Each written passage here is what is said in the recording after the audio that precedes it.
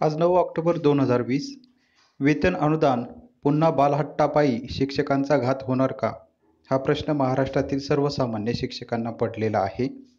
निर्णय न झाल्यास शिक्षक आमदारकी जड जाणार, हे काळ्या दगडावरील सफेद रेष. मुख्य सचिव राज्यपालांचा आदेश मानणार का? काही दिवसांपूर्वीच शिक्षण समन्वयक संघाने राज्यपालांची भेट घेऊन वेतन अनुदानाचा प्रश्न मांडलेला होता आणि त्यानंतर राज्यपालांनी आदेश दिलेले होते. तर त्याविषयी आज जनमानसांमध्ये, शिक्षकांमध्ये नेमकी काय चर्चा आहे याविषयी आपण थोडक्यात माहिती बघणार आहोत. तर सर्वात प्रथम वेतन अनुदान पुन्हा बालहट्टापायी शिक्षकांचा घात होणार का याविषयी थोडक्यात माहिती आपण बघणार आहोत. याआधी देखील सदर जी माहिती आहे ती विविध माध्यमांमध्ये प्रसिद्ध झालेली आहे आणि त्याविषयी अनेक नाराजी नाट्यमय घडामोडी संपूर्ण महाराष्ट्राने देखील बघितलेल्या होत्या. परंतु तो जो विषय आहे त्याचा जो धागा आहे तो शिक्षकांच्या वेतन अनुदानाशी निगडित आहे. कारण वेतन देणाराचे काही आर्थिक किंवा या संबंधी जे काही कॅबिनेट मंत्री आहे तर ते मंत्री आणि शिक्षकांचं वेतन अनुदान असा हा संबंध येत आहे आणि त्यामुळे काही कारणास्तव ही जी शिक्षक आमदारकी असो किंवा पदवीधर आमदारकी असो याकरिता बालहट्ट झालेला होता. मग लाड नेमकी कोणाची पुरवायची हा देखील प्रश्न होता. घरातीलच किती व्यक्तींचे, किती बालकांचे लाड पुरवायचे हा देखील प्रश्न होता आणि त्यानंतर घरातूनच या उमेदवारीकरिता विरोध झालेला होता आणि त्यानंतर पुन्हा नाराजीमय नाट्यमय घडामोडी झालेल्या होत्या. अशा किती उमेदवार घरातून उभे करायचे?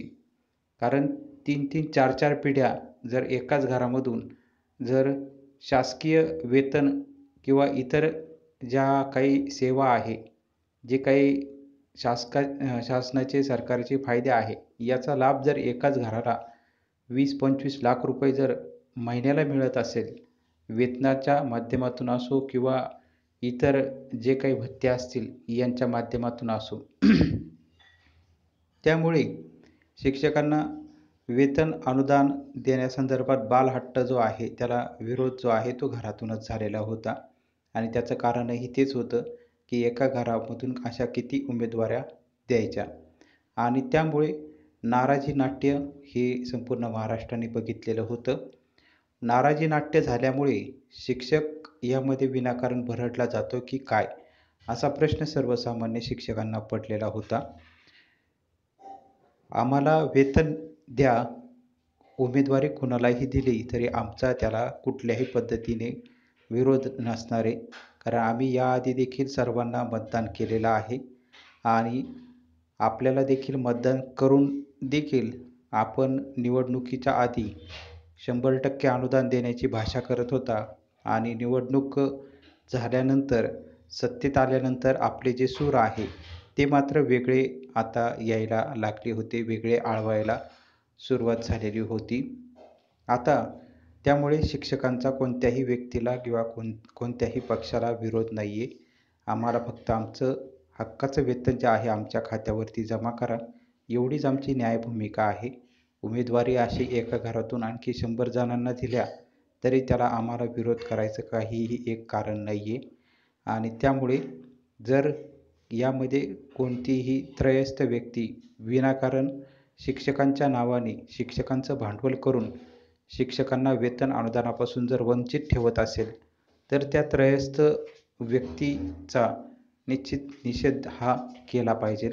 काही राजकारणी मंडळी जे आहे शिक्षकांना वेतन अनुदानापासून वंचित ठेवण्याकरिता एकीकडे बालहट्ट, एकीकडे शिक्षकांना वेतन अनुदान या दोन्ही परिस्थितीचा फायदा तिसरी व्यक्ती जी आहे ती दोघांचा भांडण तिसऱ्याचा लाभ, अशा परिस्थितीमध्ये ही जी काही तिसऱ्या व्यक्ती असतील किंवा तिसऱ्या मनस्थिती किंवा या संदर्भात विचारधारा, काही ज्या निगेटिव्ह विचारधारा असतात त्यांच्यामुळे शिक्षकांचं वेतन रखडलं जाऊ नये हीच फक्त शिक्षकांची इच्छा आहे. आणि या सर्व बाबींचा विचार करून शासनामधील सर्व घटकांनी याचा विचार करून शिक्षकांना लवकरात लवकर वेतन अनुदान द्यावं. नाहीतर पुन्हा शिक्षकांना आत्ता देखील वाटत आहे का वेतन अनुदान जे आहे ते फक्त बालहट्टापायीच मिळत नाही आहे आणि याची आत्तापर्यंत फक्त प्रचिती आलेली आहे, अनुभव आलेला आहे. आता देखील याचा अनुभव पुढच्या आठवड्यामध्ये येणार की येणार नाही हे मात्र पुढच्या आठवड्यामध्ये जर मंत्रिमंडळ बैठक झाली तर त्यामध्ये पुन्हा एकदा याच्यावरती शिक्कामोर्तब हे झालेलं पाहायला मिळू शकतं. त्यानंतर निर्णय न झाल्यास शिक्षक आमदारकी जड जाणार याविषयी देखील महाराष्ट्रामध्ये ज्या शिक्षक आमदारकीची निवडणूक विविध विभागांमध्ये होणार आहे, त्याचसोबत पदवीधर आमदारकीच्या जर काही इलेक्शन असेल तर जेव्हा शिक्षक आमदार पदवीधर आमदार शिक्षकांच्या किंवा शाळांवरती जेव्हा मत मागायला फिरत असतात तर त्यावेळेस मुख्याध्यापक असतील, त्याचसोबत सर्वसामान्य जे शिक्षक आहे की ज्यांना कोणत्याही पक्षाशी काही घेणं देणं नाही आहे, असे शिक्षक, असे मुख्याध्यापक की जे प्रामाणिकपणे प्रश्न विचारतात की आपण 5 वर्षामध्ये काय केलेलं आहे, 5 वर्षामध्ये वेतन अनुदानाचा प्रश्न आपण सोडवलेला आहे का, हा प्रश्न शिक्षक आमदारांना विचारला जातो आणि त्यानंतर त्यांचा चेहरा हा पाहण्यासारखा असतो. 5 वर्ष आपण फक्त मूल्यांकन किंवा इतर घडामोडींमध्येच वेळ घालवला, प्रचलितनुसार आपण वेतन अनुदानाचा निर्णय करून घेतला का, त्यासाठी आपण काय केले, शिक्षकांसाठी आपण उपोषण केले का, शिक्षकांसाठी किती दिवस आंदोलन केलं, असे प्रश्न जे आहे ते शिक्षक आता शिक्षक आमदारांना भरसभेमध्ये विचारत आहे.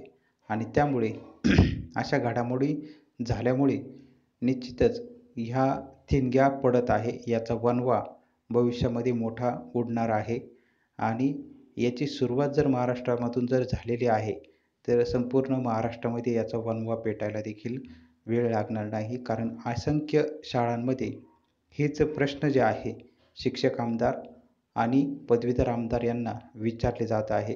त्यामुळे सध्या जे शिक्षक आमदार किंवा पदवीधर आमदार असतील, जर हा वेतन अनुदानाचा निर्णय जर झाला नाही तर निश्चितच ही जी निवडणूक आहे ही सद्यस्थितीत असलेले जे शिक्षक आमदार किंवा पदवीधर आमदार जे आता त्यांचा कालावधी संपलेला आहे तर पुन्हा नवीन कालावधी मिळणं फार जिकिरीचं होऊ शकतं.